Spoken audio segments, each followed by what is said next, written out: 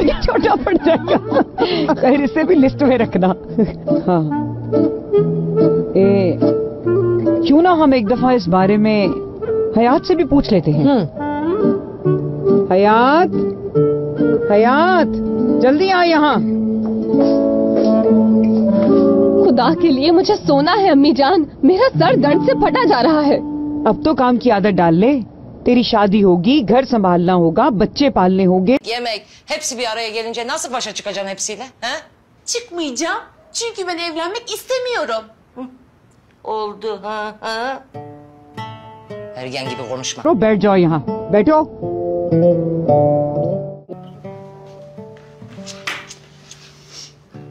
मैं और तेरी ये फरीदा आंटी थक चुके हैं पड़ोसियों की, दोस्त अहबाब की, रिश्तेदारों की बातें सुन। Ferber, niye? Hı? Niye? Hep senin mutluluğun için kızım. Şimdi canım, biz ön çalışma... कुछ रिश्ते ढूंढे हैं। मुझे लड़कों में कोई इंटरेस्ट नहीं है और मुझे शादी नहीं करनी है। हर एक चीज वक्त पे हो तो अच्छी है। पहले तू शादी कर, उसके बाद मुझे नानी बना, फिर तू खुद नानी बन, फिर बेशक मर जाना।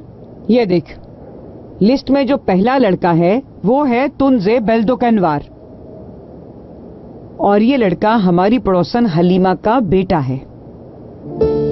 हलीमा ने बताया है उसके पास अपनी गाड़ी है, उसका अपना घर भी है, और एवलेक में भी घर है उसका। है तो 40 साल का, पर दिखने में 25-27 साल का लगता है। और उसने ये भी बताया कि उमरानिया में लड़के का इलेक्ट्रॉनिक्स का बहुत बड़ा कारोबार है। मुझे तो चुप ही करा दिया उसने। तो क्या कहती है तू? हाँ हाँ गुड। वो 40 साल का आदमी मेरे साथ कितना अच्छा लगेगा ना। हाँ हाँ तो और क्या, वो किसी और की तरफ देखेगा भी नहीं। क्या पता तुम्हें अच्छा लगे, कम से कम एक दफा तो मिल लेना चाहिए ना।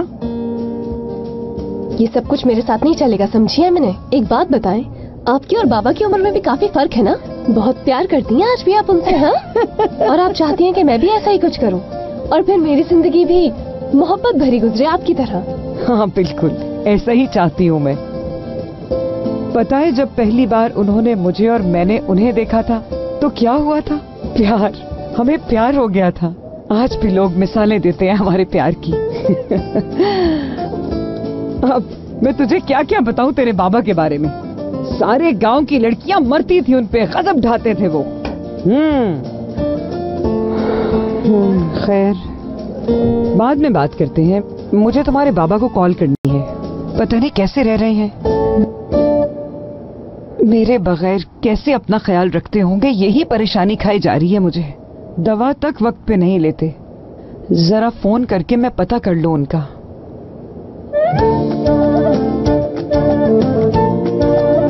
हेलो सफीर, कैसे हैं आप? दवाई खाई आपने?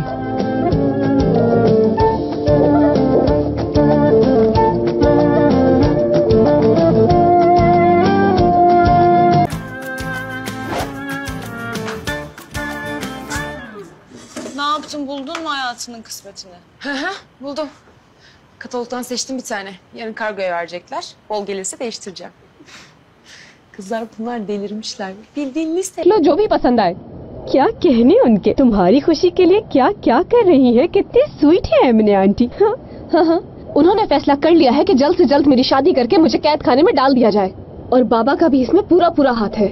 मतलब मुझे समझ नहीं आता ये कैसा प्यार है इनका। मुझे ऐसे दलदल में फेंकना चाह रहे हैं जहाँ से मैं कभी निकल ही नहीं सकती, कभी भी नहीं। कैसे माँ बाप है। शुक्र याद, तुम्हारे पापा बगैर लालच के तुमसे प्यार करते हैं, वरना एक मेरे बाबा हैं कि बगैर मतलब के फोन तक नहीं करते वो।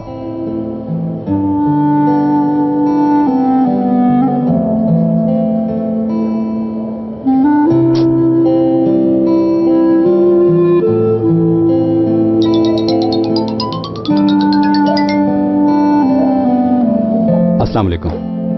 मैं तुम्हारी खैरियत मालूम करना चाह रहा था, कैसी हो तुम? बहुत शुक्रिया, ठीक हूँ अब। बल्कि मुझे समझ नहीं आ रहा था कि मैं तुम्हारा कल रात के लिए कैसे शुक्रिया अदा करूँ। बहुत शुक्रिया तुम्हारा। ऐसा मत कहो। मगर उस कर्ज का क्या होगा जो तुम्हारा मुझ पर है? सब भूल जाते हैं दोस्तों में कैसा कर्ज। चलो ठीक है। तुम्हें पता है उस घर में ही शायद कुछ था। भाई भी बहुत जल्दी आ गए थे वहां से। वो भी बहुत उदास थे, बिल्कुल तुम्हारी तरह। कुछ पूछा तो नहीं मैंने, मगर मैं समझ गया था। क्यों, क्या हुआ? चैंग का तो पता है तुम्हें, जरूर उसने कोई हरकत की होगी उस हसीन गुड़िया के साथ। हाँ, ये तो सही कहा। चलो तुम कम से कम मेरी इस बात से हंसी तो सही। मेरा मकसद पूरा हुआ, बाद में बात करते हैं। ठीक है, थैंक यू अगेन। अरे तुम थैंक यू क्यों बोल रही हो? मुझे फिर से डायलॉग बोलना पड़ेगा कि दोस्तों के बीच no sorry no thanks. Okay, phone रखता हूँ। Good bye, take care. Hayat, कितना अच्छा दोस्त है ना तुम्हारा, बहुत साथ दिया इसने। हाँ, दुरुक बहुत ही Bir tane. O Sadis'e nasıl kardeş oldularsa artık. Ya insan gibi insan, abisi gibi öküz değil. Abisi demişken.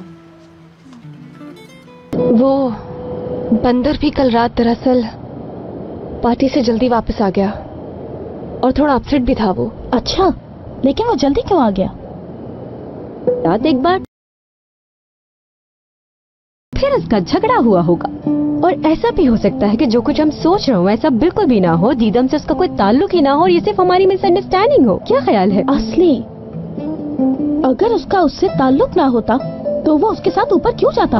उसने ये सब उस वक्त किया जब हयात भी वहाँ मौजूद थी। बस